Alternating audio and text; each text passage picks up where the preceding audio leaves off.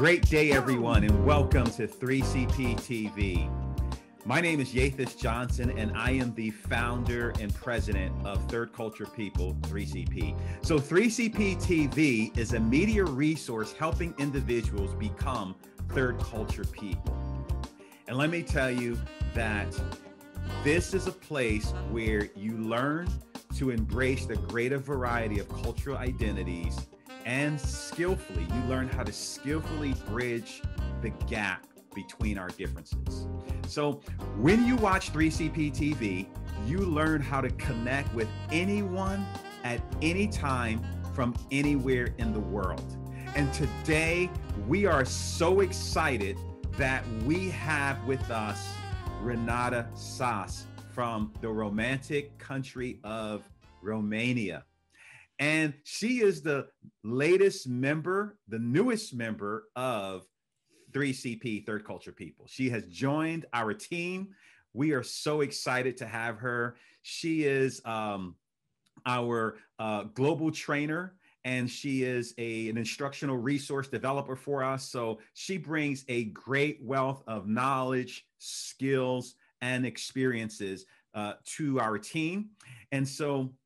And Renata, she has a BA in history.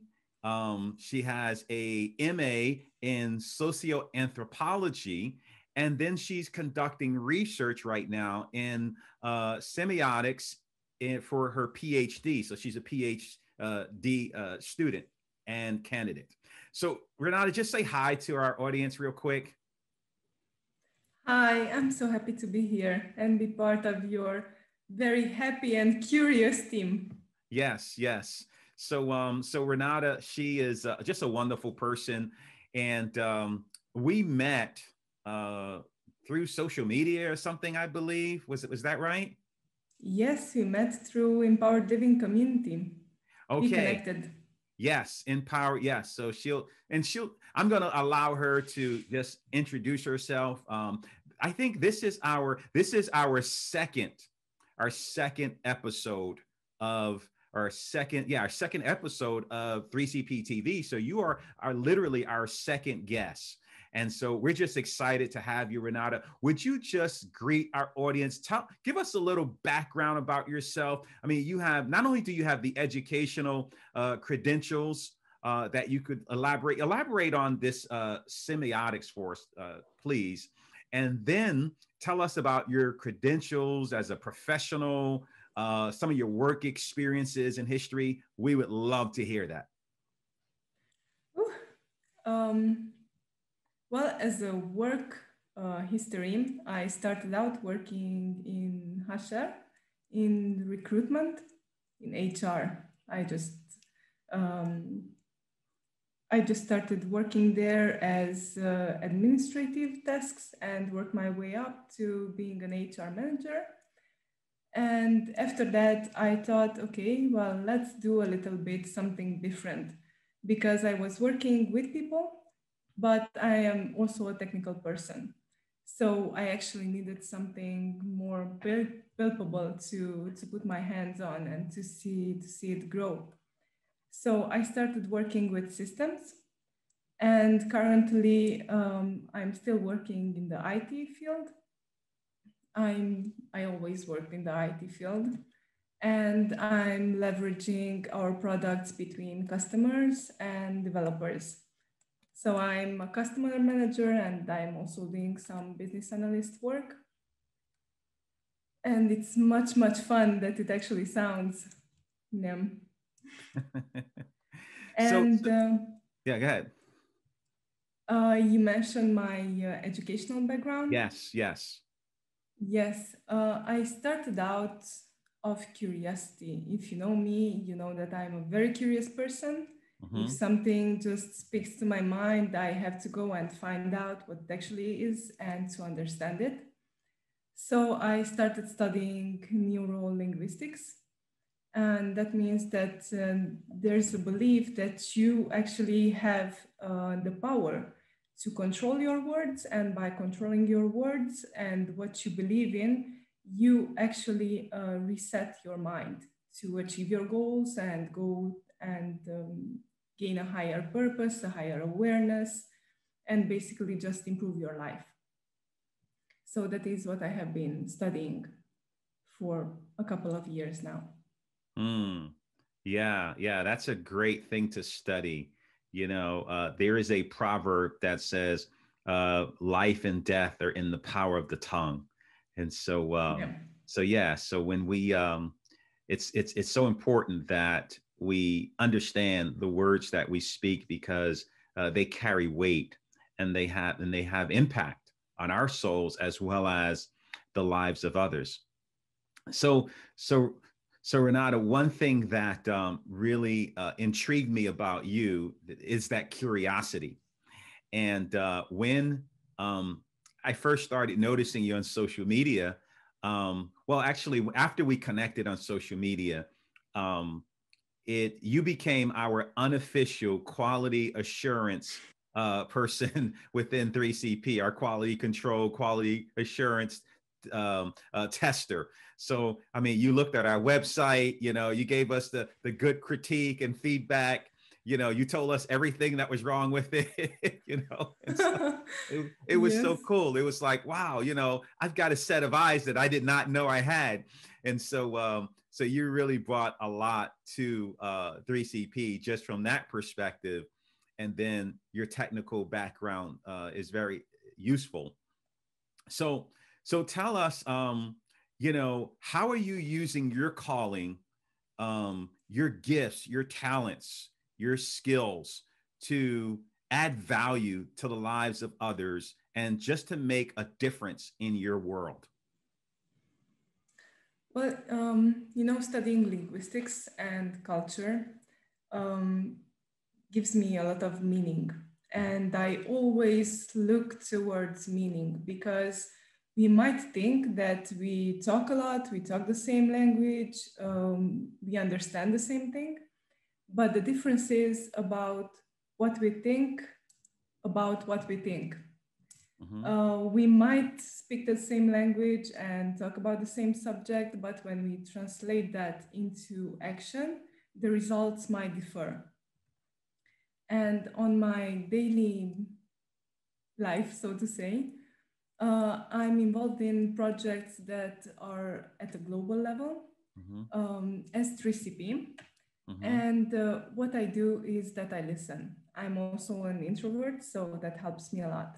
And Mm. I listen and I try to frame when people speak to me about an issue, to put it in a cultural perspective, to put it in a case study, to just define the use case. And after that, come up with solutions. But not just come up with solutions like list a whole bunch of them, but try to find the perfect fit based on the resources that that person has and based on what do they want to achieve.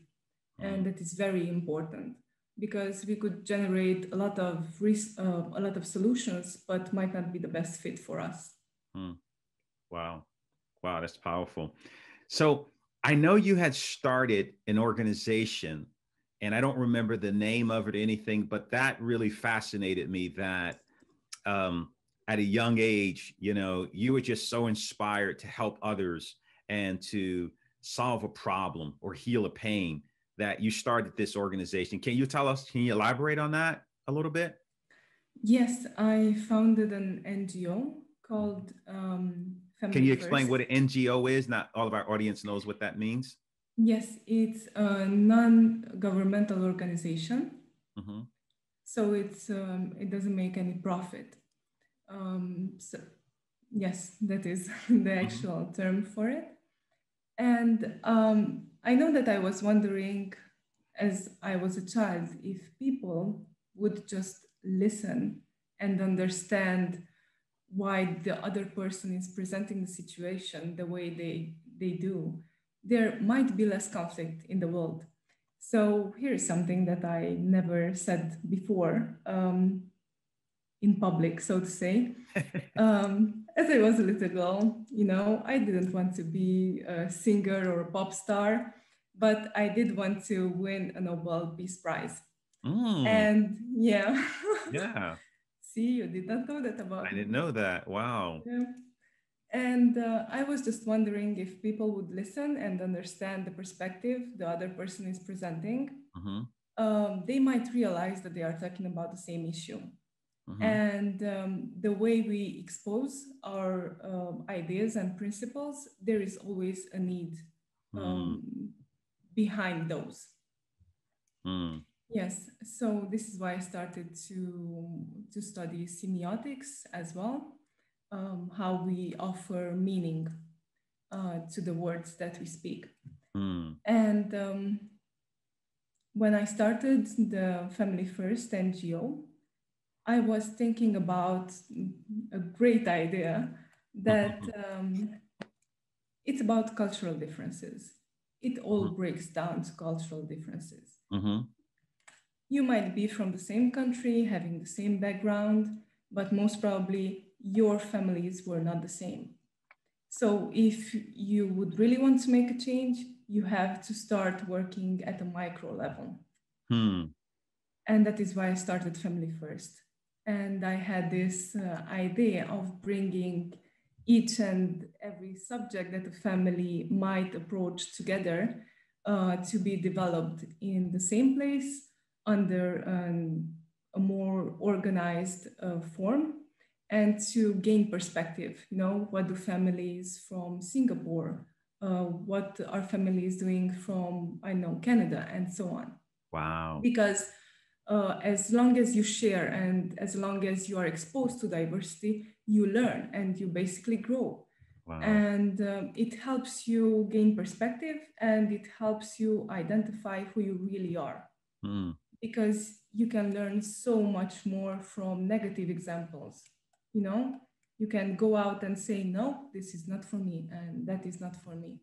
And then after, I don't know, 10 tries, you Mm-hmm. realize that, okay, this might be for me, and start and search that direction. Hmm. Wow. That is amazing. That is amazing. So Nobel Peace Prize winner. All right. So we have Yeah. one. You are that. That's what we're calling. That's what we're gonna say. Okay. So that brings me to this wonderful other topic.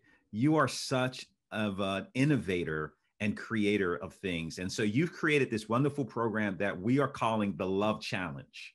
So Yes. talk to us about the Love Challenge because you walked me through this. We've been like refining this for what, about 5 weeks, 6 weeks or so, talking about it, getting deep into it, and you just really stretched my imagination about love. I even drew a picture of love. I was able to explain love to a 5-year-old because of you. So talk to us about what inspired that. What is it about? Just help our audience capture that because that is one of our. It's a product. It is a service. It is a training opportunity that we're going to present to the public, and anyone can sign up for it. We're going to roll out with this probably late January, February, early February. So help us understand the Love Challenge, Renata. Well, most probably you already have in your mind what love is, Mm-hmm. and most people do. And because it's an instant reaction when you say love, it's such a huge and a powerful feeling that you instantly go and think of your loved ones, of your partner, of your spouse, of your kid, of your dog, of your Sports whomever team. you love. Yeah. And because it is such a wide concept, it is an umbrella term, that is how they are called. Mm-hmm. There is a lot of confusion, and especially in relationships, when you put together two people from different backgrounds, they just start and getting to know each other, and also there are certain expectations that they are not talking about. They are not coming up front with them because they think that it's normal and they assume that the other one is thinking the same thing. Mm. So, with these umbrella concepts like love, you really have to nail the specifications because the other person comes from such different background. Even the words that we use are not the same. How we describe love, how we are feeling love, and most importantly, how do we materialize it? How do we act on love? Yeah. You might go out and, I know, buy a flower for your loved ones, and maybe the other person doesn't like flower. Mm. So it's that simple. And yes, it gets down to the basic actions and how we manifest it. And through our love challenge, um, we are gaining not only a historical perspective on what love is, but also it's a personal development journey. Mm. Because we get into our personal life and our personal insights and how we actually created these expectations and these prejudices towards love. And we'll try to disassemble those and find our core identity of what love really means to us, Mm-hmm. not coming from our past, but building towards our future. Mm-hmm. Mm-hmm. So yeah, so there are four modules, right? Four modules in this particular course, and just share with us go through those four really quick. The four modules. This is a Yes. promo.